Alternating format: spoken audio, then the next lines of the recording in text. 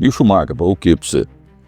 Ele estava envergonhado, mas ele, perante o público, ele quis aparecer como... Não, eu não sabia de nada, ó, tô aqui. Deu um Miguel, né? Só que a Ferrari pagou uma multa muito grande, né? Porque eu... Rubinho Barrichello conta detalhes de um dos eventos mais vergonhosos da Fórmula 1 e da Ferrari. Ele relembra momentos durante e após a corrida que acabou mudando o regulamento da competição. Deixe seu like e comentário, se inscreva e compartilhe. Mas voltando à questão...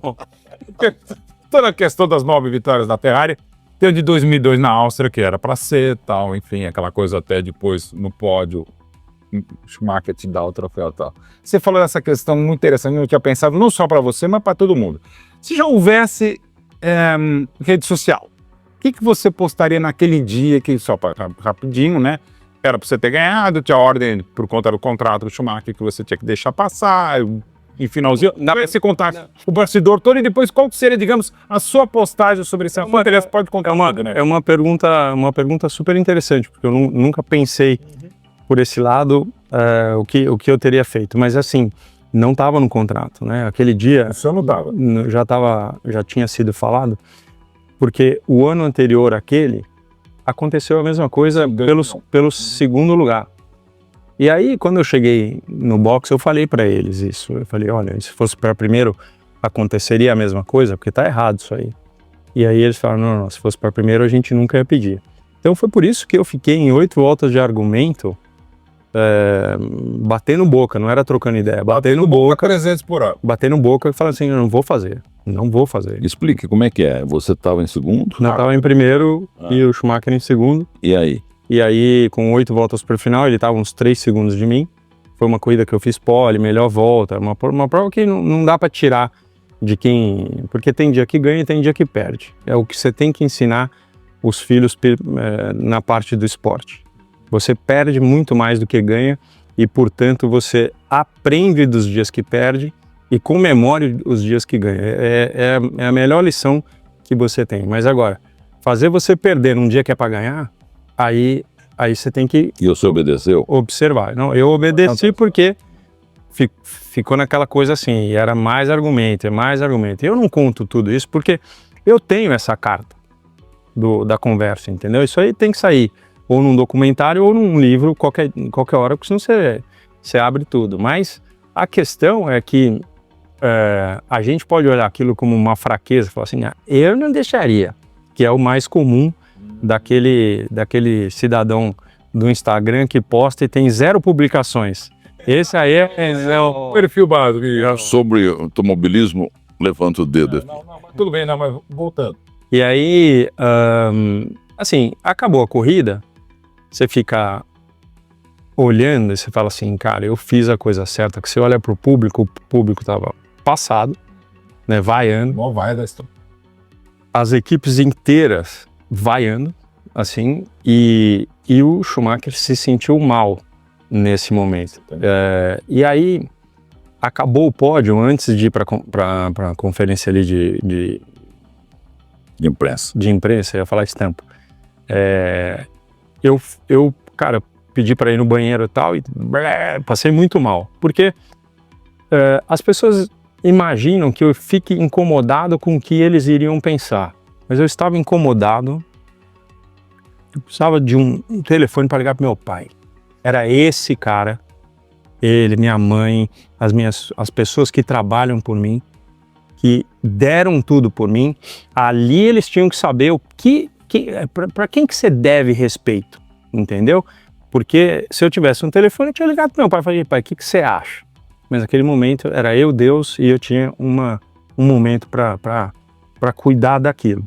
Então, quando depois vira chacota, vira não sei o quê, isso não pega, porque o que o cara tem que entender é você com quem te ajudou a chegar lá. Você deve respeito às pessoas. E quando eu contei pro meu pai, foi assim, assim, assado, e esse cara não tinha muito o que fazer. Nós lutamos para chegar numa equipe competitiva. Ficamos 7 anos em equipes não competitivas. É meu 3º ano numa equipe competitiva. Eu vou bater de frente agora, dentro da reunião. Aí era soco com ponta de faca, sabe assim? Por quê? Cara, vocês estão fazendo um negócio, que vocês estão deteriorando o automobilismo. Tanto que mudou a regra do esporte a partir daí. Exatamente. Então, cara, tudo tem o seu lado positivo. O troféu estava em casa, as coisas aconteceram. Porque você vai falar que eu não ganhei aquela prova? É lógico que eu ganhei, entendeu? Não tem muito o que falar, mas isso é para nós. Que o troféuzinho fica lá na estante, mas ele não fala. Você olha para ele, você acha que eu olho e falo assim, que tristeza? Não. Ele tá num lugar especial ou tá junto com os outros? Não, tá junto com os outros. Tá junto com os outros. Mas é um momento especial, um momento que um cara que chega de onde ele veio mudar a história, e você vai denegrir este momento, assim. Então, eu acho que eu escreveria exatamente isso. Se eu devo respeito a quem me ajudou. E se você tá comigo, você tá comigo. Se você não tá comigo, te agradeço pelo apoio até agora. Viu? Uma pergunta de super leigo, é claro. Mas como é que funciona? Faltando quantas voltas que você cedeu o primeiro lugar para ele? Não, eles começaram a falar com 8 voltas pro final e eu cedi só na bandeirada, para todo mundo ver. Ah, é? Foi uns... Bom, E todo mundo te aplaudiu. Né? menos o Milton Neves, né? Não, eu confesso que não. Nós somos um mundial e que mudou o Mas é que regulamento da deve Fórmula ter 1. tido E o Schumacher não ficou com vergonha? Um Corinthians-Palmeiras naquele dia, alguma coisa que não deu tempo, né, Milton? Você tava dormindo, né, Bobo? Emoção, Ah. porque não tem como, porque a gente fica aquela hoje sim, e enfim, o que aconteceu? Ali mudou, de novo, só para reiterar, né, Rubio, eu queria que você explicasse, mudou o regulamento da própria Fórmula 1, para que as conversas entre piloto e... Fossem abertas, né, para Aberto, que aquilo não existisse mais. Já pensou o papo todo indo pro ar? Não, então, mas o papo todo eu tenho, por isso que eu quero que um dia... Tem? Eu, na verdade... Você pode ceder pra gente? Não. Não custa perguntar. Inclusive a sua senha bancária também. Não, é porque quando acabou eu fui lá pro engenheiro, porque tudo era o nosso rádio, o rádio da Ferrari era muito bom e ele tinha um código militar, ele era digital, foi um dos primeiros digitais daquela época e a gente tinha depois da corrida, tinha todo o escrito do que foi falado. Do que foi falado. Isso, o transcrito do que foi falado. Então, eu cheguei para ele e falei assim, cara, me passa aquele papelzinho, porque eu queria tentar entender o que foi e tal, e eu fiquei com aquele papel. Espetacular. Porque eu acho que é importante, porque tenho eu vontade de pisar naqueles que um dia... Zero, cara, zero. A vida tá aí pra gente viver, não pensando numa forma em que você não tenha aprendido daquilo que foi do passado. Então, eu vou ficar vivendo num passado que me magoou naquele momento, e se ele me magoou naquele momento, como magoou, eu cresci daquilo, né? Então, eu só acho que eu tive muito pouca chance de me defender como eu me defendo hoje. Então, hoje, Mas a imprensa um podcast assim que você chega com 2 amigos que estão querendo tirar a história verdadeira porque você não vai fazer nenhum corte, você não vai fazer... Tudo bem, depois a gente pode fazer um meme, um mimimi de uma coisa, mas a gente depende da boa vontade da pessoa em querer mostrar a verdade. E hoje você vê pelos filhos, pelos netos, por aquelas... Eu não sou avô ainda, mas estou falando pelo neto só para engrandecer o momento. Dá pra chegar? Não. Mas... Então não tá com pressa, hein? Não estamos com pressa nada. É um moleque que não tá com A pressa. lata como tá. Até porque eles também correm, né, Milton? E aí eu acho que a coisa mais gostosa que tem é você passar a limpo com as pessoas que te amam, as pessoas querem saber porque você sabe que está sendo bem cuidado. É por isso que tem gente e gente. Então, qual é a tua referência? É você saber se as pessoas querem te ouvir, porque uma coisa é a gente conversar de futebol, eu que torço para o Corinthians, você torce para qualquer outro time, e a gente ter uma coisa onde, olha, a gente não concorda, mas vamos ali tomar um copo de vinho e tal. Eu acho isso fantástico. Discordar é uma coisa que faz parte da coisa. Agora, você vai para brigar, aí é outro tipo mas de o Minho coisa. explica aqui para muita gente como eu, que não entende nada de Fórmula 1, mas como é que funcionou? O Mauro Betti aqui escreveu para perguntar para você se você deu sinal de sinal que você entra, que eu sei que dá seta para ele passar para a esquerda. Como é que você foi pressionado e dizendo, já tá na hora de deixar ele passar? Como é que Com funciona? certeza, chega a hora de... É italiano, como é que foi? Não, é inglês. É inglês. Você, como alguns dos dirigentes da Ferrari eram de língua inglesa, você era proibido de falar italiano.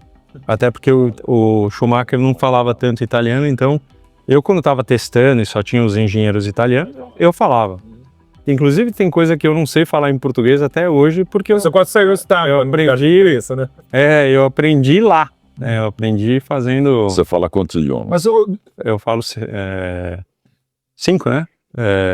Inglês, português, espanhol, francês e italiano. francês também? Tá vendo, monoglota? Não, você é poliglota, fala português e merda. Mas o Bio. Mas até em cima, claro. Eu vou te demitir. Deve mesmo. Inclusive lá no Estadão. Com certeza. O Rubinho, pode falar ainda bem. O Rubinho, não, mas pô, também já foi. O Rubinho, a primeira ordem, cara, aí se você um dia for publicar, é contigo, evidentemente. Ele vai dar a gravação pra nós. Não, é claro. Nós vamos ganhar todos os prêmios. O Rubinho, a primeira ordem foi assim, tipo, você lembra, Rubens, como é que foi a frase, digamos assim? Foi curto, grosso? Tá chegando o momento da gente trocar posições e tal. Eu falei assim, Como falou isso? Foi o Ross Brown.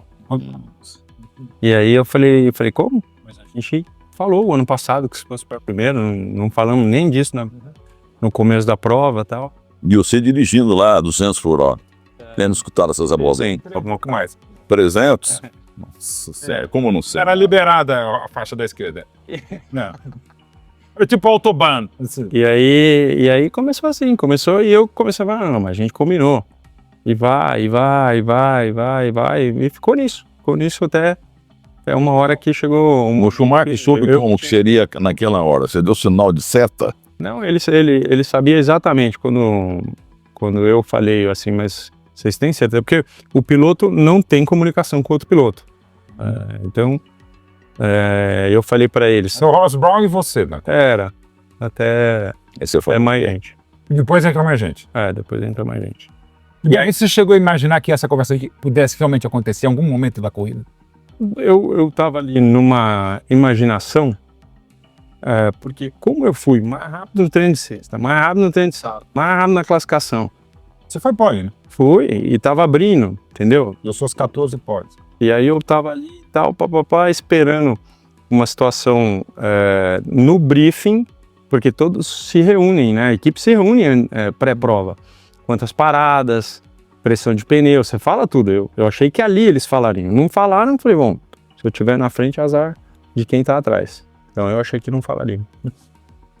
e o Schumacher, falou o que pra você? Ele estava envergonhado, mas ele, perante o público, ele quis aparecer como... Falando, não, eu não sabia de nada, ó, tô aqui.